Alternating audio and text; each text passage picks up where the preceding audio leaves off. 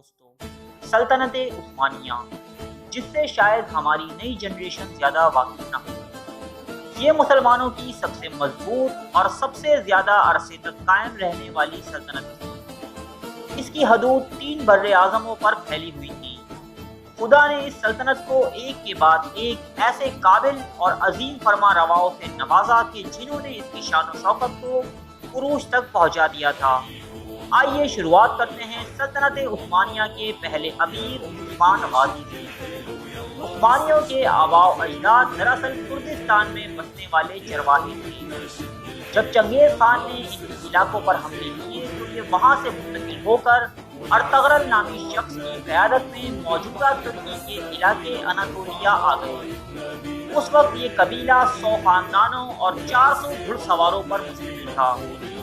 اس علاقے میں ترکی نسل کے ہی لوگوں، جنہیں سلجوقی کہا جاتا تھا، کی بادشاہت قائم تھی۔ سلجوقی حکومت اپنا عروج گزار چکی تھی۔ سلجوقیوں نے عالم اسلام کو الف ارسلان جیسے بادشاہ دیے تھے، جنہوں نے صرف 15,000 کے لشکر کی مدد سے رومیوں کے 1 لاکھ جم غفیر کو عبرتناک شکست سے دوچار کیا اور رومیوں کو اپنا باج گزار بنا لیا تھا۔ مگر اب یہ حکومت ایک طرف تاتاری یعنی منگولوں کے حملوں اور دوسری طرف رومیوں سے برسر پیکار ہو کر روز بروز اپنے زوال کی طرف گامزن تھی۔ جب ارطغرل اپنے مختصر سے قبیلے کے ساتھ اناطولیہ پہنچے تو یہاں 2 گروہوں میں خون ریز جنگ جاری تھی۔ ایک طرف رومیوں کا لشکر جرار تھا اور دوسری طرف سلجوقیوں کی چھوٹی سی فوج۔ ارطغرل چونکہ فطرتاً ایک بہادر انسان تھا، اس نے کمزور اور چھوٹے گروہ کا ساتھ دیا۔ قسمت اس کے ساتھ تھی، اس لیے فتح نے ان کے قدم چومے۔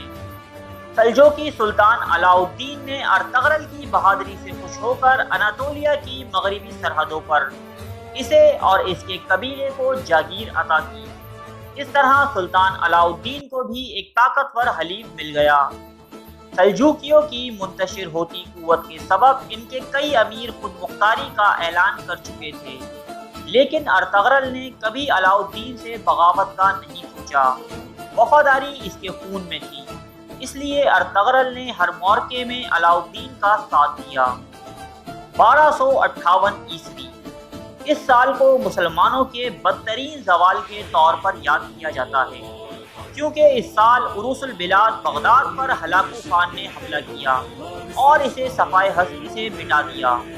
مسلمان عورتوں اور بچوں کو غلام بنا لیا گیا، جبکہ مردوں کو قتل کر کے ان کی کھوپڑیوں کے مینار بنا دیے گئے۔ علوم و فنون کے مراکز تباہ کر دیے گئے، علماء کو تہتیغ کر دیا گیا۔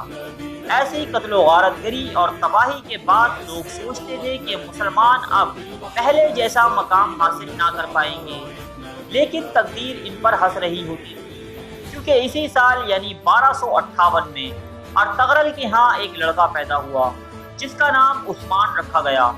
مستقبل میں اس لڑکے کی نسل سے ایک ایسی قوت تشکیل پانی تھی کہ جس کا مقابلہ کرنے کی سبقت ایشیا، یورپ یا دنیا کی کسی فوج میں نہ تھی۔ عثمان آداب و اخلاق اور ذہانت میں اپنے باپ سے کسی صورت کم نہ تھا۔ یہ بھی اپنے باپ کی طرح ہمیشہ سلجوقیوں کا وفادار رہا۔ نوجوانی کے دنوں میں عثمان ایک بزرگ کے پاس علم حاصل کرنے جایا کرتا تھا۔ ان بزرگ کی ایک نہایت ہی حسین و جمیل صاحبزادی تھی جن کا نام مال خاتون تھا۔ جب عثمان نے مال خاتون کو دیکھا تو وہ اس پر فدا ہو گیا۔ عثمان نے ان بزرگ کے سامنے مال خاتون سے شادی کی پیشکش ظاہر کی۔ عثمان چونکہ ایک امیر گھر کا چشم و چراغ تھا، جبکہ یہ بزرگ ایک غریب درویش، اس لیے انہوں نے عثمان کو انکار کر دیا۔ اس کے بعد مال خاتون کی خوبصورتی اور علمی صفات کو دیکھتے ہوئے کئی سرداروں نے اسے شادی کی پیشکش کی، جو کہ عثمان سے رتبے اور جاہ و جلال میں بہت آگے تھے، لیکن ان بزرگ نے ان سب کو منع کر دیا۔ ایک رات عثمان نے ایک خواب دیکھا کہ ایک چاند ہلال کی صورت میں اس کے بزرگ استاد کے سینے سے نکلا اور عثمان کے سینے میں داخل ہو گیا۔ پھر اس کے پہلو سے ایک زبردست درخت نمودار ہوا جو بڑھتا ہی چلا گیا، یہاں تک کہ اس کی شاخیں بحر و بر پر چھا گئیں۔ درخت کی جڑ سے دنیا کے 4 بڑے دریا دجلہ، فرات، نیل اور ڈینیوب بہہ رہے تھے، اور 4 بڑے پہاڑ کوہ کاف، کوہ بلکان، کوہ طور اور کوہ اطلس اس کی شاخوں کو سنبھالے ہوئے تھے۔ یکدم ایک ہوا چلی اور اس کی پتیاں اڑتی ہوئی ایک عظیم الشان شہر کی جانب چلی، جو کہ 2 براعظموں اور سمندروں پر واقع تھا اور ایک انگوٹھی کی طرح دکھائی دیتا تھا۔ عثمان اس انگوٹھی کو پہننے ہی والا تھا کہ اس کی آنکھ کھل گئی۔ اس نے یہ خواب اپنے بزرگ استاد کو سنایا، تو اس جھاندیدہ شخص نے عثمان کے عظیم الشان مستقبل کو دیکھتے ہوئے اس سے اپنی بیٹی کی شادی کرنے کی درخواست قبول کر لی۔ ابھی تک عثمان سلجوقیوں کے صرف ایک جاگیردار کی حیثیت رکھتا تھا، لیکن سن 1300 میں تاتاریوں نے ایک زبردست حملے کے ذریعے سلجوقی سلطنت کا مکمل خاتمہ کر دیا اور سلطان علاؤ الدین مارا گیا۔ اب عثمان مکمل طور پر خود مختار تھا۔